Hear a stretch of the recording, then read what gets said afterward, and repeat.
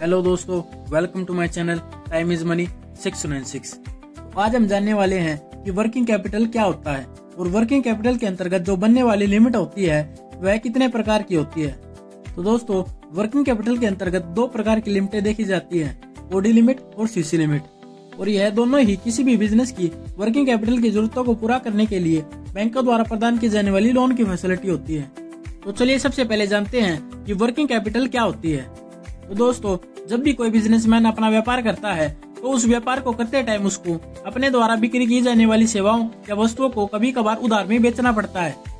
तो इस प्रकार दोस्तों, बिक्री की जाने वाली वस्तु या सेवाओं के बदले में कुछ मूल्य धनराशि प्राप्त करने के लिए उस व्यक्ति को कुछ इंतजार करना पड़ सकता है। और इसके साथ साथ उस व्यक्ति को अपने व्यवसाय को चलाने के लिए नए स्टॉक की आवश्यकता भी पड़ती है।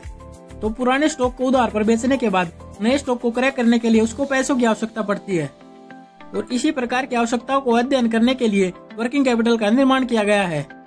और किसी भी फर्म की इसी प्रकार की आवश्यकताओं के आधार पर ही बैंक यह तय करता है कि उस व्यक्ति को सीसी लिमिट प्रदान की जानी चाहिए या ओडी लिमिट प्रदान की जानी चाहिए। तो इसी प्रकार से वर्किंग कैपिटल के अंतर्गत दो प्रकार की लिमिटों को देखा जा सकता है, ओडी लिमिट और सीसी लिमिट।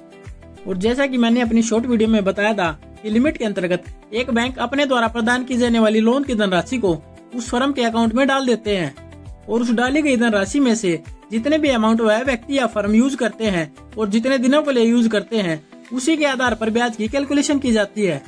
तो चलिए इसको एक उदाहरण की मदद से समझते हैं। यदि हम मान ले कि XYZ नामक एक फर्म है जिसको बैंक के द्वारा 10 लाख रुपए की लिमिट प्रदान की जा रही है। तो इस प्रक्रिया के अंतर्गत दोस्तों, बैंक उस फर्म का अकाउंट खुलवाकर उस अकाउंट के अंतर्गत 10 लाख रुपए डाल देता है और इस प्रकार वह व्यक्ति उस अमाउंट में से 10 लाख रुपए यूज कर पाएगा और इसे ही ड्रॉइंग पावर कहा जाता है। और यदि वह फर्म इस 10 लाख रुपए की धनराशि में से 2 लाख रुपए अगले 20 दिन के लिए यूज करती है तो उस फर्म को केवल 2 लाख रुपए पर 20 दिन का ही ब्याज देना पड़ेगा। और इस प्रकार दोस्तों, जो इंटरेस्ट की कैलकुलेशन की जाती है वह ऑटोमेटिक बैंक के सॉफ्टवेयर द्वारा की जाती है। तो अब तो दोस्तों आप समझ गए होंगे कि एक लिमिट क्या होती है और यह किस प्रकार से काम करती है। तो इस प्रकार दोस्तों, वर्किंग कैपिटल के अंतर्गत लिमिट का प्रयोग अपने फर्म के जरूरत के हिसाब से किया जा सकता है। तो चलिए अब दोस्तों जानते हैं कि ओडी लिमिट और सीसी लिमिट क्या होती है और इसकी शुरुआत किस प्रकार से हुई थी। तो आइए सबसे पहले जानते हैं ओडी लिमिट के बारे में। तो दोस्तों, ओडी लिमिट की उत्पत्ति अपने देश की आजादी से पहले की समझी जाती है। तो उस समय के अंतर्गत दोस्तों, बैंक अपने किसी विशेष व्यापारी को उसके द्वारा उसके खाते में जमा की जाने वाली धनराशि से अधिक पैसा निकालने की अनुमति देते थे। इसका मतलब यह है कि यदि उस व्यापारी के अकाउंट में 1 लाख रुपए होते थे तो बैंक उस 1 लाख रुपए के ब्याज पर उससे 1.25 लाख या 1.5 लाख रुपए तक की अनुमानित धनराशि प्राप्त करने का अधिकार प्रदान करते थे।